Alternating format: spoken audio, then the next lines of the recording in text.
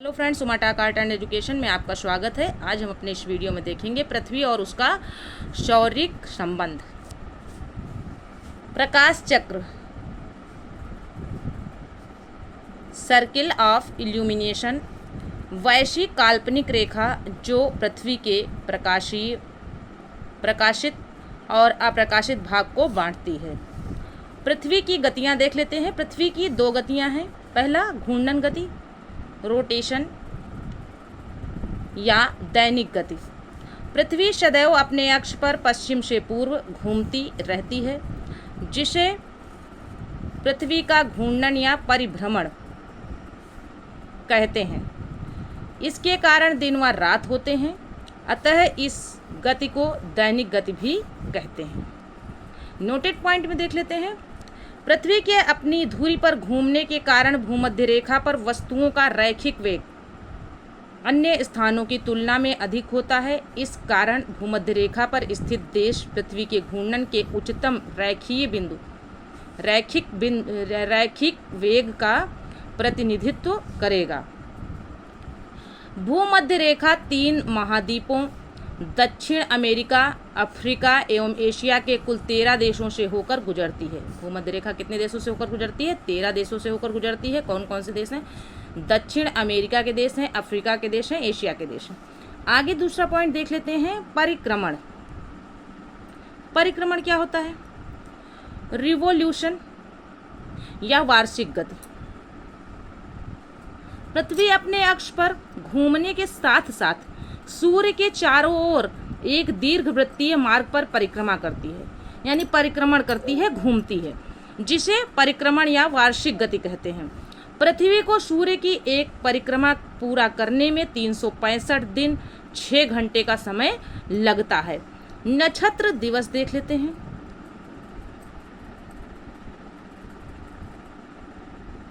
सिड्रल day, एक मध्याह्न रेखा के ऊपर किसी निश्चित नक्षत्र के उत्तरोत्तर 2 बार गुजरने के बीच की अवधि को नक्षत्र दिवस कहते हैं। यह 23 घंटे व 56 मिनट की अवधि का होता है। सौर दिवस किसे कहते हैं? सोलर डे, जब सूर्य को गतिहीन मानकर पृथ्वी द्वारा उसके परिक्रमण की गणना दिवसों के रूप में की जाती है, तब सौर दिवस ज्ञात होता है। इसकी अवधि पूरे 24 घंटे होती है। नोटेड पॉइंट में देख लेते हैं क्या दिया गया है। अपने परिक्रमा पथ में पृथ्वी सूर्य के चारों ओर 29.8 किलोमीटर प्रति सेकंड के वेग से चक्कर लगाती है। आगे देख लेते हैं, उपसौर, पेरिहेलियन। पृथ्वी सूर्य की परिक्रमा दीर्घवृत्तीय कक्षा में करती है। इसके एक फोकस पर सूर्य होता है। जब पृथ्वी सूर्य के अत्यधिक पास होती है तो उसे उपसौर कहते हैं। जब पृथ्वी सूर्य के अत्यधिक पास होती है, यानी जब पृथ्वी सूर्य के अत्यधिक पास होगी तो हम उसे क्या कहेंगे? उपसौर कहेंगे। ऐसी स्थिति 3 जनवरी को होती है। यानी ऐसा कब होता है? 3 जनवरी को। यानी 3 जनवरी को पृथ्वी सूर्य के सबसे निकट होती है। यानी आप ये कह सकते हैं 3 जनवरी को पृथ्वी सूर्य के सबसे निकट होती है। जब सूर्य के सबसे निकट होगी तो उसे क्या कहेंगे? उपसौर कहेंगे। ऐसी स्थिति में पृथ्वी और सूर्य के बीच दूरी 14.70 करोड़ किलोमीटर है। अपसौर क्या होता है? एफेलियन, पृथ्वी जब सूर्य से अधिकतम दूरी पर होती है तो उसे अपसौर कहते हैं। ऐसी स्थिति 4 जुलाई को आती है। ऐसी स्थिति में पृथ्वी और सूर्य के बीच की दूरी 15.21 करोड़ किलोमीटर होती है। यानी जब पृथ्वी सूर्य से बहुत दूर होती है, दूर की स्थिति में अपसौर कहते हैं और पास की स्थिति में उपसौर कहते हैं। ठीक है, पास की स्थिति कब आती है? 3 जनवरी को आती है। दूर की स्थिति कब आती है? 4 जुलाई को आती है। आगे देख लेते हैं, एप्साइड रेखा, उपसौरिक एवं अपसौरिक को मिलाने वाली काल्पनिक रेखा। अपसाइड रेखा क्या होती है? देख लेते हैं। उपसौरिक एवं अपसौरिक को मिलाने वाली काल्पनिक रेखा सूर्य के केंद्र से गुजरती है। इसे एप्साइड रेखा कहते हैं। आगे अक्षांश देख लेते हैं।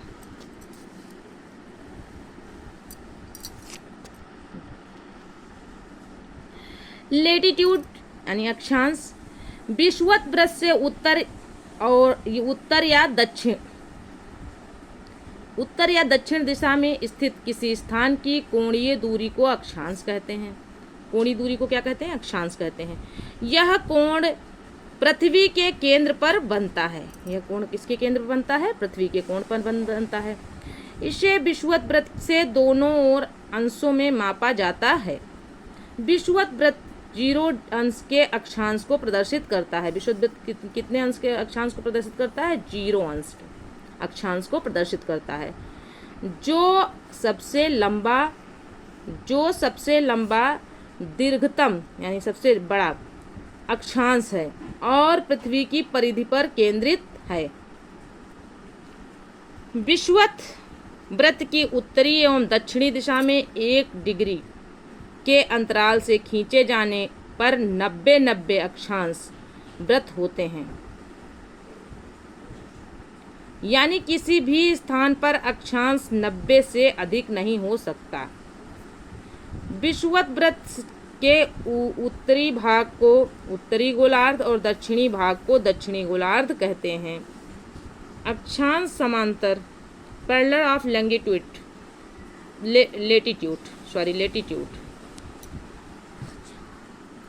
काल्पनिक रेखाओं का एक ऐसा समूह जो पृथ्वी के चारों ओर पूर्व से पश्चिम दिशा में विषुवत रेखा के समांतर खींचा जाता है, अक्षांश रेखा कहलाता है। अथवा भूमध्य रेखा से एक समान कोणीय दूरी वाले स्थानों को मिलाने वाली रेखा को अक्षांश कहते हैं, अक्षांश रेखा कहते हैं। भूमध्य रेखा 0 डिग्री की अक्षांश रेखा है, अतः इस पर स्थित सभी स्थानों का अक्षांश 0 डिग्री होगा। भूमध्य रेखा के उत्तर में स्थित अक्षांश रेखाओं को उत्तरी अक्षांश रेखाएं तथा इसके दक्षिण में स्थित अक्षांश रेखाओं को दक्षिणी अक्षांश रेखाएं कहते हैं। 2 अक्षांश रेखाओं के मध्य की दूरी 111 किलोमीटर होती है। नोटेड पॉइंट में देख लेते हैं। यदि अक्षांश समांतरों को 1 डिग्री के अंतराल पर खींचते हैं तो उत्तरी एवं दक्षिणी दोनों गोलार्धों में 89 अक्षांश समांतर होंगे। इस प्रकार विषुवत वृत्त को लेकर अक्षांश समांतरों की कुल संख्या 179 होगी। फ्रेंड्स, ये जो वीडियो हम पढ़ रहे हैं इसमें अक्षांश रेखाओं और विषुवत रेखाओं के बारे में कुछ अक्षांश रेखाएं और देशांतर रेखाओं के विषय में कुछ जानकारी देना चाहेंगे कि रफली जो है देख लेते हैं एक बार कि अक्षांश रेखाएं क्या होती हैं, देशांतर रेखाएं क्या होती हैं। उसमें पृथ्वी पर जो है हमारी पृथ्वी में जो है विषुवत रेखा 3 प्रमुख रेखाएं हैं, पहले वो देख लेते हैं। विषुवत रेखा पृथ्वी के मध्य से होकर गुजरती है जो कि 0 डिग्री सेल्सियस पर स्थित है। और यहाँ पर हम जब भी कोई मैप में कोई चीज़ देखते हैं तो सबसे पहले हम एक छोटा सा ये बना लेते हैं समझने के लिए, क्योंकि जब भी पेपर पे कोई मैप हम देखते हैं तो सबसे पहले ऊपर की ओर उत्तर होता है, नीचे दक्षिण होता है, इधर पूर्व और इधर पश्चिम होता है। ओके फ्रेंड्स, तो अब हम इसके आधार पे देखेंगे कि जो है लेटीट्यूड रेखाएं और लॉन्गिट्यूड रेखाएं क्या होती हैं, यानी अक्षांश रेखाएं क्या होती हैं, देशांतर रेखाएं क्या होती हैं। तो सबसे पहले हम इस पे जो 3 रेखाएं मुख्य हैं कि विषुवत रेखा 0 डिग्री सेल्सियस पर होती है, ठीक है, और इसके जो है ऊपर जो है उत्तरी गोलार्ध में यानी उत्तरी ध्रुव में कर्क रेखा होती है। कर्क रेखा 23.5 डिग्री पर स्थित होती है।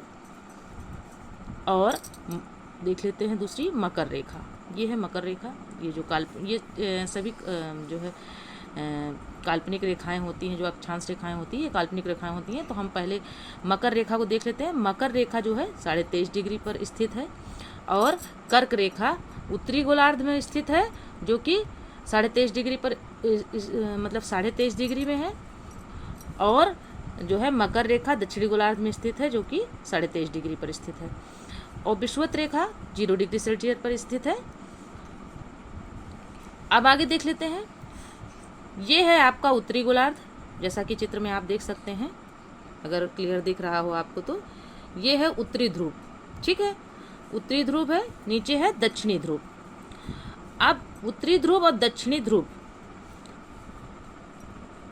जो पश्चिम से पूर्व की ओर, ये मान लीजिए अभी मैंने आपको बताया ना कि ये पश्चिम है और ये पूर्व है, तो इसमें जो भी पश्चिम से पूर्व की ओर रेखाएं खींची गई हैं, ये ऐसे रेखाएं जो हैं ये काल्पनिक रेखाएं हैं। ये काल्पनिक रेखाओं का जो अक्षांश रेखाएं होती हैं, काल्पनिक रेखाओं का समूह होती हैं, वास्तव में ये होती नहीं है मगर काल्पनिक, इसीलिए इनको काल्पनिक कहा जाता है। अब ये देखिए, ये जो रेखाएं होती हैं अक्षांश रेखाएं, इनको लेटीट्यूड क्यों कहते हैं? क्योंकि ये लेटी हुई हैं, ठीक है ना, ये लेटी हुई हैं। और ये जो अक्षांश रेखाएं होती हैं जिनको लेटीट्यूड रेखाएं कहते हैं, ये जो है ये रेखाएं, ये जो है पृथ्वी को चारों ओर से घेरे हुए हैं और विषुवत रेखा के समांतर खींची जाती हैं। तो और इनके बीच की दूरी, इनके जो बीच की दूरी है वो 111 किलोमीटर, इनके बीच की दूरी यानी इन रेखाओं के बीच की दूरी क्या है? 111 किलोमीटर है, ठीक है। अक्षांश रेखाओं के बीच की दूरी क्या होती है? 111 किलोमीटर होती है, ठीक। आगे देख लेते हैं। अब इसी में हम जो है समझ सकते हैं देशांतर रेखाएं। अब जब हम यहाँ से यानी उत्तर से दक्षिण की ओर जो रेखाएं खींचते हैं, ऐसे लॉन्गिट्यूड जिनको कहते हैं, ऐसे मान लीजिए ये हम खींच देते हैं, तो ये हम बहुत अच्छा नहीं बना रहे हैं फ्रेंड्स, क्योंकि ये हमको बहुत ज़्यादा नहीं वो है, बस मैं आपको समझाने के लिए बता रही हूँ, ठीक है। तो ये जो रेखाएं खींची जाती हैं ये क्या है? ये है देशांतर रेखाएं। जो उत्तर से दक्षिण की ओर रेखाएं खींची जाती हैं, ये जो खींची हुई रेखाएं हैं ये क्या हैं? ये फ्रेंड्स जो हैं देशांतर रेखाएं हैं। कौन सी रेखाएं हैं? देशांतर रेखाएं हैं। इसे खींच सकते हैं आप, मैं ऐसे ही बना दे रही हूँ रफली, ठीक है। ये जो खींची हुई रेखाएं हैं जो मैंने अभी भी खींची हैं, ये क्या हैं? देशांतर रेखाएं हैं। अब यहाँ पर जो ये जो रेखाएं अभी हमने खींची उत्तर से दक्षिण की ओर, तो ये क्या है? देशांतर रेखाएं हैं। पहली बात क्या है? देशांतर रेखाएं हैं। एक मिनट, राइटिंग थोड़ा अच्छी नहीं है। देशांतर रेखाएं हैं। और ये कितनी होती हैं? कुल देशांतर रेखाएं कितनी होती हैं? 360 होती हैं। कितनी होती हैं? 360 होती हैं। एक देशांतर बराबर होता है 4 मिनट के, यानी एक देशांतर पार करने में 4 मिनट लगता है, ठीक। तो एक देशांतर बराबर 4 मिनट, एक देशांतर को करने में पार करने में 4 मिनट लगता है। इसी तरह 360 होता है टोटल, 360 देशांतर रेखाएं होती हैं, तो 360 को पूरा करने में कितना लगेगा समय? 24 घंटे, यानी एक दिन लग जाएगा, ठीक, एक दिन लग जाएगा, ठीक है। तो फ्रेंड्स ये जानकारी आपको हमारी समझ से अच्छी लगी होगी। और इसमें भी जो है एक क्वेश्चन है, जैसे कर्क रेखा जो होती है वो हमारे भारत के 8 राज्यों से होकर गुजरती है, जो कि हम आपको बताना चाहेंगे। कर्क रेखा है, अभी मैंने कर्क रेखा के बारे में भी थोड़ा सा बताया आपको। तो ये जो कर्क रेखा है जो है ये भारत के 8 राज्यों से होकर गुजरती है, जो कि गुजरात है। क्या है? गुजरात, फिर है राजस्थान, फिर है मध्य प्रदेश यानी एमपी, फिर है छत्तीसगढ़, झारखंड, और झारखंड है, पश्चिम बंगाल है, त्रिपुरा है, मिजोरम है। पश्चिम बंगाल, त्रिपुरा और मिजोरम। ये केवल एक रफली हमने समझा दिया है, मतलब बता दिया है, तो इतना तो आपको समझ में आ गया होगा। अगर फिर भी एक बार फिर से जानकारी दे देती हूँ कि ये है उत्तरी ध्रुव, ये जो 80 लिखा है ये नॉर्थ, ये एन लिखा हुआ है 80 डिग्री नॉर्थ में है ना, ठीक है। ये उसको इतने भाग को जो विषुवत रेखा के इतना ऊपरी है इसको उत्तरी गोलार्ध कहेंगे, ये निचले हिस्से को दक्षिणी गोलार्ध कहेंगे। ये उत्तरी ध्रुव है, ये दक्षिणी ध्रुव है। जो रेखाएं जो है लेटी हुई रेखाएं, जो लेटी हुई रेखाएं साधारण भाषा में समझ लीजिए, जो लेटी हुई रेखाएं उनको लैंगिट्यूड रेखाएं कहते हैं, है ना, यानी अक्षांश रेखाएं कहते हैं। और इनके बीच की दूरी 111 किलोमीटर होती है। और ये रेखाएं जो हैं अक्षांश रेखाएं क्या होती हैं, काल्पनिक रेखाओं का समूह होती हैं, और ये पृथ्वी को चारों तरफ से घेरे रहती हैं। ठीक है, इतनी बात समझ में आई। फिर अगली मैंने क्या बताया, देशांतर रेखाएं। देशांतर रेखाएं क्या होती हैं, जो उत्तरी ध्रुव से दक्षिण ध्रुव को कवर करती हैं, यानी कि ये खड़ी रेखाएं होती हैं। ठीक, उनको हम जो है देशांतर रेखाएं कहते हैं। और देशांतर रेखाएं जो हैं, देशांतर रेखाएं की कुल टोटल कितनी होती हैं, 360 होती हैं। और एक देशांतर रेखा को पार करने में 4 मिनट का समय लगता है। तो टोटल 360 देशांतर रेखाओं को पार करने में कितना समय लगेगा, 24 घंटे, यानी 1 दिन पूरा लग जाता है। तो फ्रेंड्स, ये छोटी सी जानकारी थी। अब आगे हम अपना जो है आगे का वीडियो देख लेते हैं। आगे देख लेते हैं फ्रेंड्स। भूमध्य रेखा के उत्तर में 23.5 डिग्री अक्षांश को कर्क रेखा कहते हैं। भूमध्य रेखा के उत्तर में, अभी हमने आपको जो है वीडियो में बताया था ना, भूमध्य रेखा के उत्तर मतलब जो ऊपर की तरफ था उसमें 23.5 डिग्री जो है 23.5 अक्षांश को कर्क रेखा तथा दक्षिण में 23.5 डिग्री अक्षांश को मकर रेखा कहते हैं। ठीक, भूमध्य रेखा के उत्तर में 66 सही 1/2 यानी 66.5 डिग्री 66.5 डिग्री अक्षांश को आर्कटिक व्रत, यानी जो क्या कहते हैं कि आपका उत्तरी ध्रुव की तरफ रहेगा। एक बार देख लीजिए फिर से, ये जो अभी मैंने समझाया था, यहाँ पे जो उत्तरी ध्रुव की तरफ रहेगा, यहाँ पर जो आपका 66.5 डिग्री होगा, ये है 70 और 60 के बीच का जो यहाँ पे 66.5 डिग्री का जो रहेगा, तो यहाँ पर क्या रहेगा आपका उत्तरी यानी 66। यहाँ पे देखिए तो जगह नहीं रह गई, थोड़ा सा मैं यहाँ बता देती हूँ। ये इसके बीच में 66.5 डिग्री 66.5, ठीक है, 66.5 डिग्री जो रहेगा वो क्या रहेगा आपका उत्तरी जो है आर्कटिक व्रत। जो आर्कटिक व्रत है, ये जो आर्कटिक व्रत है ये क्या रहेगा 66.5 डिग्री पे यहाँ पे रहेगा। और कहाँ रहेगा, उत्तरी ध्रुव पर रहेगा। ठीक है, उत्तरी ध्रुव की तरफ यानी उत्तरी गोलार्ध में रहेगा। और जो आर्कटिक है, अब अंटार्कटिक जो रहेगा वो भी 66.5 डिग्री पर रहेगा, यानी यहाँ इसके मध्य रहेगा, यहाँ पर 66.5 डिग्री 66.5 है ना डिग्री पर रहेगा क्या आर्कटिक व्रत, अंटार्कटिक व्रत। ये देखिए लिखा है ना अंटार्कटिक, ये अंटार्कटिक जो व्रत है वो जो है दक्षिणी गोलार्ध में रहेगा, यानी जो यह दक्षिण की तरफ नीचे है, यहाँ जो अभी बताया मैंने 66.5 डिग्री है ना, 66.5 डिग्री पे अंटार्कटिक जो व्रत है ये आपका होगा 66.5 डिग्री पर। और कहाँ रहेगा, दक्षिणी ध्रुव में, यानी दक्षिणी गोलार्ध में रहेगा। और जो आर्कटिक व्रत है वो कहाँ रहेगा, उत्तरी गोलार्ध में रहेगा, जो कि ये है। ठीक, इतना समझ में आ गया फ्रेंड्स। आगे देख लेते हैं, आगे देखते हैं। कर्क रेखा निम्न देशों से होकर गुजरती है। अब कर्क रेखा किन किन देशों से होकर गुजरती है देख लेते हैं। ताइवान, चीन, म्यांमार, बांग्लादेश, भारत, ओमान, संयुक्त अरब अमीरात, सऊदी अरब, मिस्र, लीबिया, नाइजर, अल्जीरिया, माली, मारितानिया, पश्चिम सहारा, बहामास एवं मैक्सिको से होकर गुजरती है। मकर रेखा किन किन देशों से होकर गुजरती है। मकर रेखा Chile, Argentina, Paraguay, Brazil, Namibia, Botswana, दक्षिण अफ्रीका, मोजाम्बिक, मेडागास्कर, ऑस्ट्रेलिया, इन देशों से होकर मकर रेखा गुजरती है और इन देशों से होकर कर्क रेखा गुजरती है। आगे देख लेते हैं।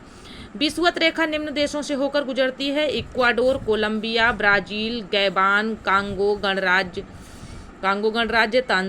लोकतांत्रिक कांगो गणराज्य, Uganda, Kenya, Somalia, Maldives, Indonesia, Kiribati एवं साओ तोमे और प्रिंसिपे। अब देशांतर रेखाएं देख लेते हैं। अभी तक हमने आपको जो है अक्षांश रेखाएं बताई, ठीक है, लेटीट्यूड। अब लॉन्गिट्यूड वही जैसे कि मैंने बताया था आपको, ये है, ठीक है, ये उत्तरी है, ये दक्षिणी है। अब फिर जो ये रेखाएं खींची जाएंगी ये वाली, वो क्या होंगी, देशांतर रेखाएं। ठीक है, ऐसे ऐसे जो रेखाएं लंबी लंबी खींची रहती हैं, ठीक है, वो होंगी देशांतर रेखाएं। ठीक है, ग्रीनविच रेखा से किसी स्थान की कोणात्मक दूरी को उस स्थान का देशांतर कहते हैं, अथवा उत्तरी तथा दक्षिणी ध्रुव को मिलाने वाली काल्पनिक रेखा को देशांतर रेखा कहते हैं। देशांतर रेखाओं की लंबाई बराबर होती है, ये रेखाएं समांतर नहीं होती हैं। देशांतर रेखाएं समांतर नहीं होती हैं। ये रेखाएं उत्तरी तथा दक्षिणी ध्रुव पर एक बिंदु से मिल जाती हैं। ध्रुवों से विषुवत रेखा की ओर बढ़ने पर देशांतरों के बीच की दूरी बढ़ती जाती है तथा विषुवत रेखा पर उसके बीच की दूरी अधिकतम 111.32 किलोमीटर होती है। देशांतर रेखाओं को एक समान होने के कारण इनकी गणना में कठिनाई थी, इसलिए सभी देशों ने सर्वसम्मति से यह निश्चय किया कि ग्रीनविच वेधशाला से गुजरने वाली देशांतर रेखा से गणना शुरू की जानी चाहिए। अतः इसे हम प्रधान मध्याह्न रेखा कहते हैं। इस देशांतर का मान 0 डिग्री है। इससे हम 180 पूर्व तथा 180 पश्चिम देशांतर की गणना करते हैं। प्रधान मध्याह्न रेखा की बाईं ओर की रेखाएं पश्चिमी देशांतर और दाहिनी ओर की रेखाएं पूर्वी देशांतर कहलाती हैं। ये क्रमशः पश्चिमी गोलार्ध एवं पूर्वी गोलार्ध कहलाते हैं। 180 पूर्व तथा 180 पश्चिम देशांतर एक ही रेखा हैं। गोलाकार होने के कारण पृथ्वी 24 घंटे में 360 घूम जाती है, अतः एक देशांतर की दूरी तय करने में पृथ्वी को 4 मिनट का समय लगता है। देशांतर के आधार पर ही किसी स्थान का समय ज्ञात किया जाता है। दो देशांतर रेखाओं के बीच की दूरी गोरे नाम से जानी जाती है। किस नाम से जानी जाती है? गोरे नाम से जानी जाती है। 0 अंश अक्षांश एवं 0 अंश देशांतर अटलांटिक महासागर में काटती हैं। नोटेड पॉइंट में देख लेते हैं। मानचित्र एवं ग्लोब पर पाई जाने वाली प्रतिच्छेद रेखाओं को भौगोलिक रेखाजाल कहते हैं। संक्रांति सोलस्टिक सूर्य के उत्तरायण और दक्षिणायन की सीमा को संक्रांति कहते हैं। कर्क संक्रांति कैंसर सोलस्टिक 21 जून को सूर्य कर्क रेखा पर लंबवत होता है। इसे कर्क संक्रांति या ग्रीष्म अयनांत कहते हैं। इस दिन उत्तरी गोलार्ध में सबसे बड़ा दिन होता है। नोट: नॉर्वे में अर्धरात्रि के समय सूर्य 21 जून को दिखाई पड़ता है। मकर संक्रांति कैप्रिकॉर्न सोलस्टिक 22 दिसंबर को सूर्य मकर रेखा पर लंबवत होता है। इसे मकर संक्रांति या शीत अयनांत कहते हैं। इस दिन दक्षिणी गोलार्ध में सबसे बड़ा दिन होता है। उत्तरी गोलार्ध में सबसे बड़ा दिन कब होता है? 21 जून को। और दक्षिणी गोलार्ध में सबसे बड़ा दिन कब होता है? 22 दिसंबर को। विषुव इक्विनॉक्स यह पृथ्वी की वह स्थिति है जब सूर्य की किरणें विषुवत रेखा पर लंबवत पड़ती हैं और सर्वत्र दिन एवं रात बराबर होते हैं। 23 सितंबर एवं 21 मार्च को संपूर्ण पृथ्वी पर दिन एवं रात बराबर होते हैं। कब? 23 सितंबर एवं 21 मार्च को। 23 सितंबर एवं, ये पूछा जाता है, इंपॉर्टेंट है। 23 सितंबर एवं 21 मार्च को संपूर्ण पृथ्वी पर दिन और रात बराबर होते हैं। इसे क्रमशः शरद विषुवत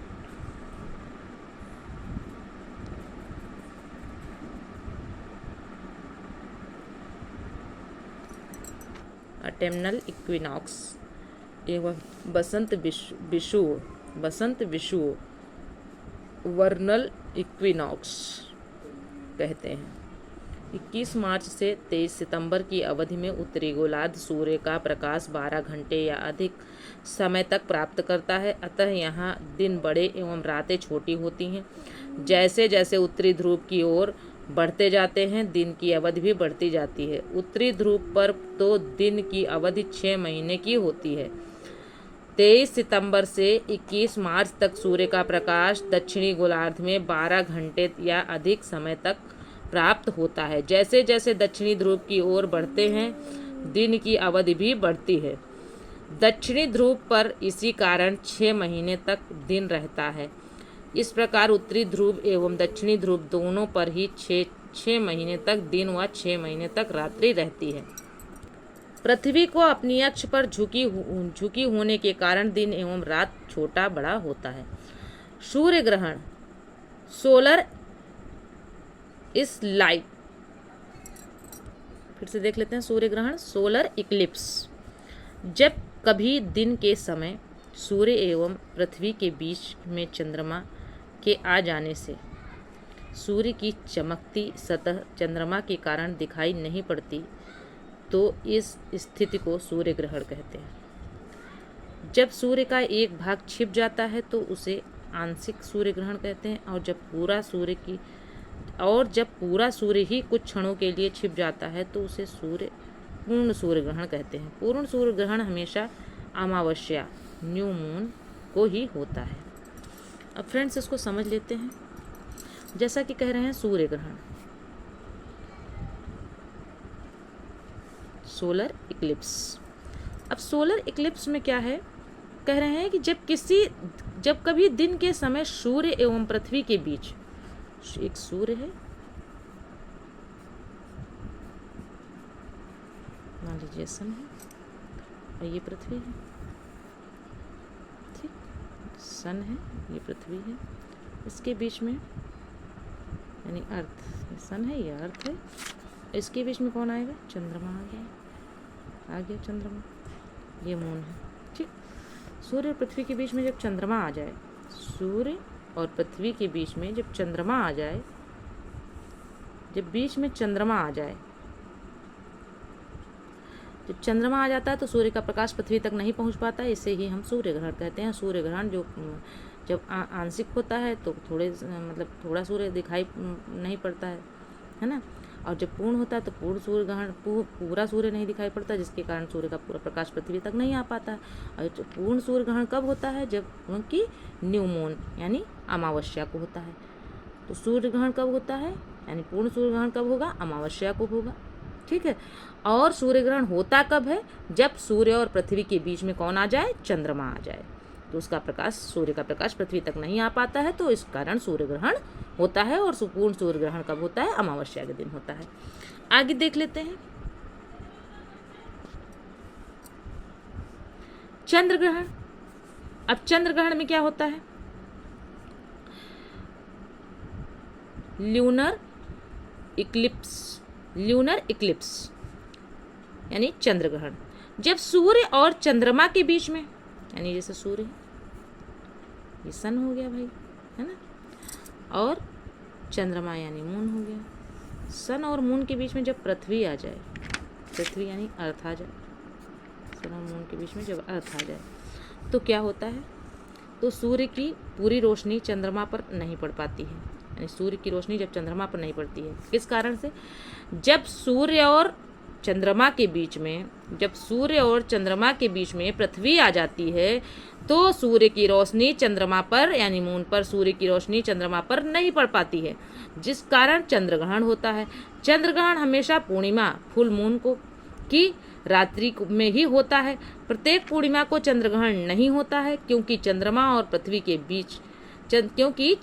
पृथ्वी के कक्षापथ में 5 डिग्री का अंतर होता है, जिसके कारण चंद्रमा कभी पृथ्वी के ऊपर से या नीचे से गुजर जाता है। एक वर्ष में अधिकतम 3 बार पृथ्वी के उपछाया क्षेत्र से चंद्रमा गुजरता है, तभी चंद्र ग्रहण लगता है। सूर्य ग्रहण के समान चंद्र ग्रहण भी अधिक आंशिक अथवा पूर्ण हो सकता है।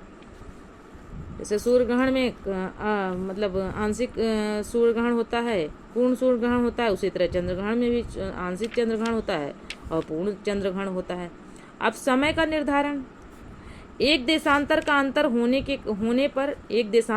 होने पर समय में 4 मिनट का अंतर होता है। चूंकि पृथ्वी पश्चिम से पूर्व की ओर घूमती है, फलतः ग्रीनविच से पूरब की ओर,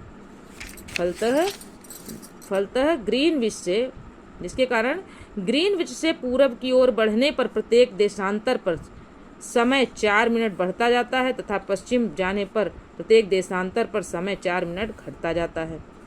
यानी जब पश्चिम की ओर जाएंगे, यानी कि कह रहे हैं जब पूरब की ओर बढ़ने पर प्रत्येक देशांतर में 4 मिनट समय बढ़ता है, यानी पूरब की ओर जब जाएंगे 4 मिनट बढ़ता जाएगा और पश्चिम की ओर जब जाएंगे 4 मिनट घटता जाएगा। नोटेड पॉइंट में देख लेते हैं। वाशिंगटन डीसी में 22 अक्टूबर 1884 ईस्वी को हुई एक अंतर्राष्ट्रीय गोष्ठी में लंदन के पूर्व में ग्रीनविच नामक स्थान पर स्थित रॉयल वेधशाला से गुजरने वाली देशांतर रेखा को प्रधान मध्याह्न माना गया और इसे ग्रीनविच मध्याह्न का नाम दिया गया।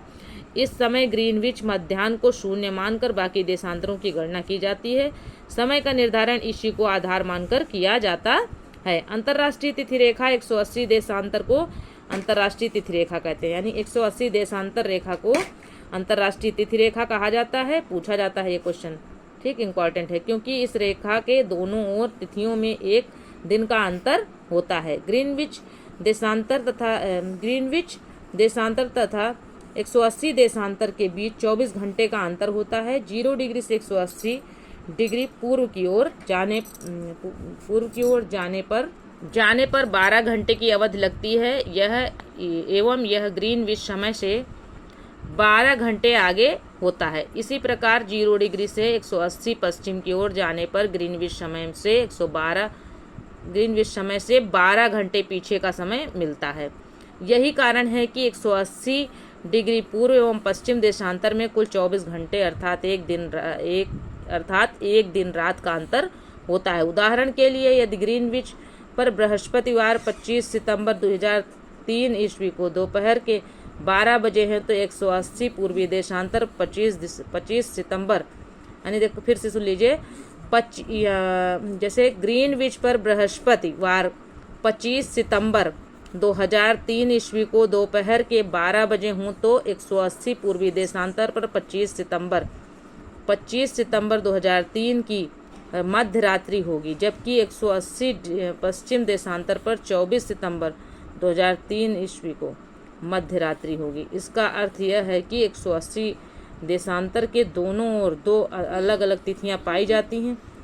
जब इस रेखा को पूर्व की ओर लांघते हैं तो एक दिन दोहराया जाता है और इसे पश्चिम की ओर लांघते हैं तो एक दिन कम किया जाता है। इसे इस प्रकार याद किया जा सकता है।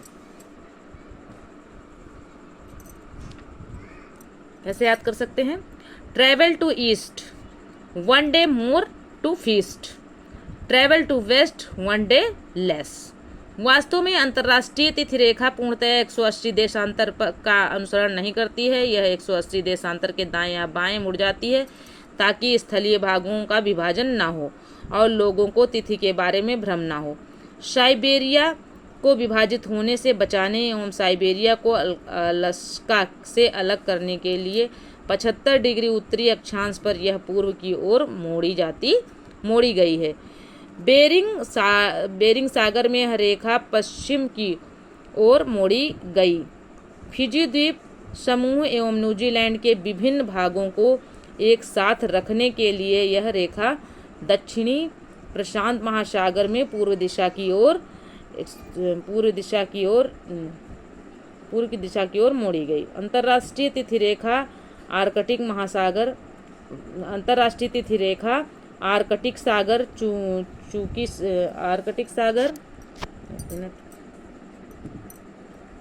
चुकी सागर, बेरिंग स्ट्रेट व प्रशांत महासागर से गुजरती है। साफ नहीं दिख रहा है थोड़ा सा। हाँ, अगला है, दिख ही नहीं रहा है।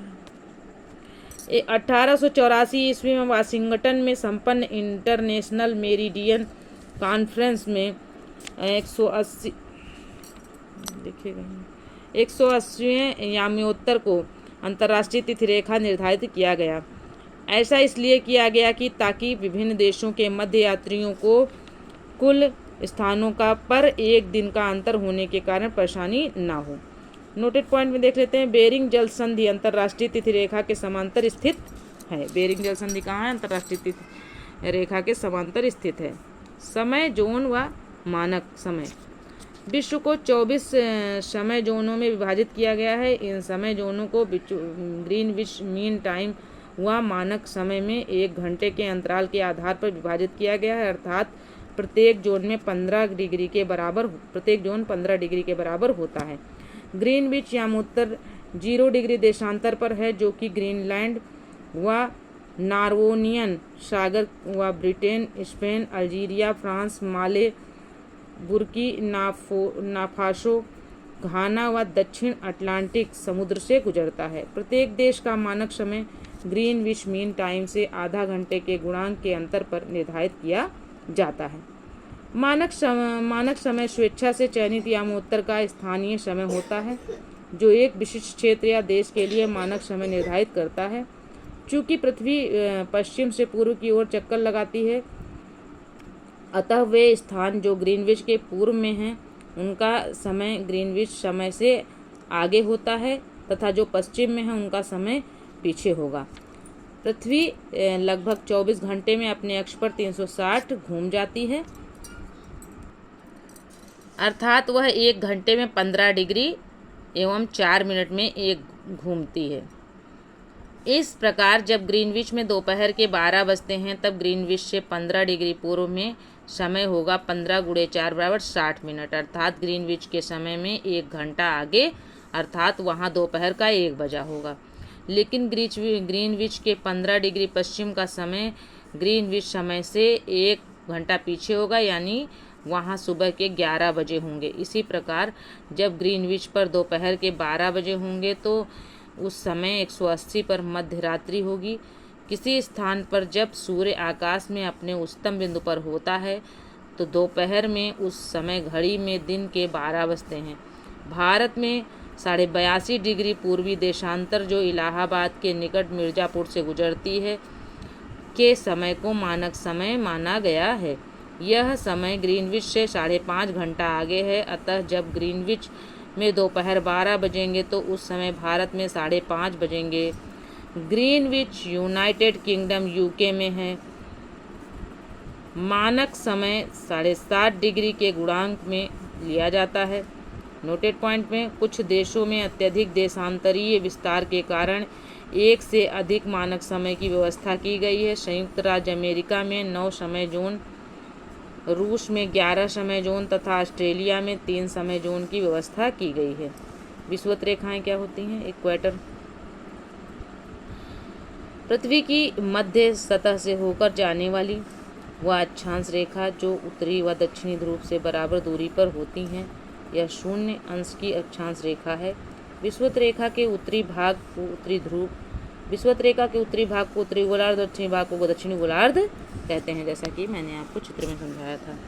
कटिबंध जोन क्या होते हैं? प्रत्येक गोलार्ध को ताप के आधार पर कई भागों में विभाजित किया गया है। इन भागों को कटिबंध कहते हैं। ये निम्न प्रकार के होते हैं। उष्ण कटिबंध ट्रॉपिकल जोन विषुवत रेखा से 30 डिग्री उत्तर तथा 30 डिग्री दक्षिण का भाग, यहाँ वर्ष में 2 बार सूर्य शीर्ष पर चमकता है। इस भाग का मौसम सदैव गर्म रहता है। उष्ण कटिबंधी। उपोष्ण कटिबंध क्या होते हैं? सब ट्रॉपिकल जोन में क्या होता है? 30 डिग्री से 45 डिग्री उत्तरी एवं दक्षिणी अक्षांशों के बीच स्थित क्षेत्र, जहाँ कुछ महीने ताप अधिक और कुछ महीने ताप कम रहता है, उसको उपोष्ण कटिबंध कहते हैं। शीतोष्ण कटिबंध टेम्परेट जोन 45 से 66 डिग्री उत्तरी और दक्षिणी अक्षांशों के बीच का क्षेत्र, जहाँ सूर्य सिर के ऊपर कभी नहीं चमकता है बल्कि उसकी किरणें तिरछी होती हैं, अतः यहाँ पर ताप हमेशा कम रहता है। शीतोष्ण कटिबंधी होते हैं। ध्रुवीय कटिबंध पोलर जोन क्या होते हैं? 66 डिग्री से 90 डिग्री के मध्य स्थित क्षेत्र, जहाँ ताप अत्यंत ही कम रहता है, जिसके फलस्वरूप वहाँ हमेशा बर्फ जमी रहती है। अक्ष क्या होते हैं? उत्तरी ध्रुव और दक्षिणी ध्रुव को मिलाने वाली काल्पनिक रेखा जिस पर पृथ्वी घूमा करती है, उसे अक्ष कहते हैं। ध्रुव क्या होता है? पृथ्वी पर वे 2 बिंदु जिनसे होकर काल्पनिक अक्ष गुजरता है, उसे क्या कहते हैं? ध्रुव कहते हैं। अक्षांश क्या होते हैं? किसी स्थान की विषुवत वृत्त से उत्तर या दक्षिण की ओर कोणीय दूरी क्या कहलाती है? अक्षांश कहलाती है। अक्षांश वृत्त क्या होता है?